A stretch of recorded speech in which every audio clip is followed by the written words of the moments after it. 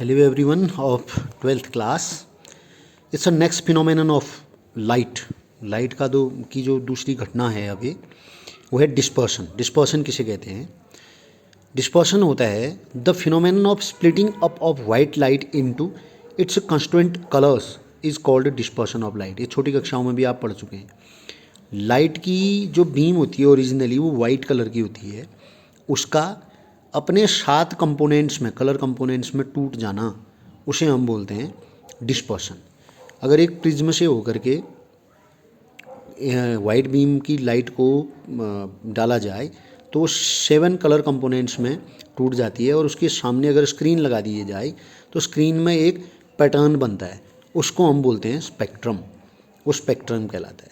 अब आप देखिए इनका जो डिविएशन होता है, इनके कलर कंपोनेंट जो 7 कलर कंपोनेंट होते हैं उनको हम याद करने के लिए विबग्योर नामक एक वर्ड का यूज़ करते हैं. Violet, indigo, blue, green, yellow, orange और रेड. अब जो एंगल ऑफ डिविएशन होता है सबसे ज़्यादा डिविएट होती है वायलेट कलर, फिर इंडिगो, फिर ब्लू, इस प्रकार से रेड तक. सबसे मिनिमम डिविएशन रेड कलर का होता है. ऑन द अदर एंड ठीक इसका उल्टा वेव लेंथ सबसे ज़्यादा किसकी होती है? रेड की. और सबसे कम किसकी होती है? वायलेट की. और सारे जो अन्य होते हैं वो इन दोनों के बीच में आएंगे. जिसकी वेव लेंथ सबसे ज़्यादा होगी उसका डिविएशन सबसे कम होगा. अभी डिस्पर्शन होता क्यों है? डिस्पर्शन होता है क्योंकि जो 7 कंपोनेंट्स हैं उन सब के वेव लेंथ अलग अलग होने के कारण वो प्रिज्म से होकर जब गुजरती हैं तो अलग अलग डायरेक्शन में चली जाती हैं. इसलिए डिस्पर्शन होता है. The cause of dispersion is the different wave length of 7 component. तो इसके लिए एक साइंटिस्ट थे कोशी, उन्होंने एक एक्सप्रेशन दिया था उसको रिफ्रैक्टिव इंडेक्स के लिए. Mu is equal to A plus B square upon lambda square plus C square upon lambda to the power 4. A B C किसी मटेरियल के लिए कांस्टेंट हुए और इसमें अगर आप देखें कि वेवलेंथ ऑफ वॉयलेट लाइट जो होती है वो स्मॉलर होती है इससे रेड लाइट की तुलना में. जो वॉयलेट की वेवलेंथ होती है वो छोटी होती है. तो ये फॉर्मूले में अगर आप रखेंगे तो क्या हो जाएगा? Refractive index of violet will be greater than that of red.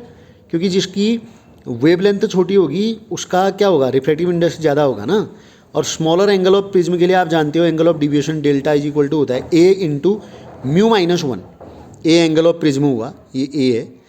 तो अगर इसमें आप रखेंगे म्यू ऑफ वॉयलेट यानी कि refractive index of violet is greater than that of refractive index of red, तो इसका मतलब क्या हो गया कि angle of deviation of violet will be greater than that of angle of deviation of red.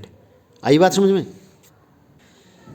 अब देखिए एक चीज़ इसमें और होती है कि इसी प्रकार से जो एंगल ऑफ डिविएशन होता है अन्य कलर्स का ना वो रेड और वॉयलेट के बीच का होगा. Refractive index of a material for yellow light अगर हम निकालें mu is practically equal to the mean of the refractive index of violet and red. Refractive index of red.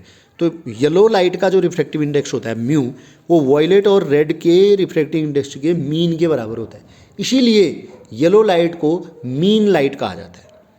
I hope आपकी समझ में ये आया होगा. अब हम angular dispersion and dispersive power की चर्चा करेंगे नेक्स्ट वीडियो में.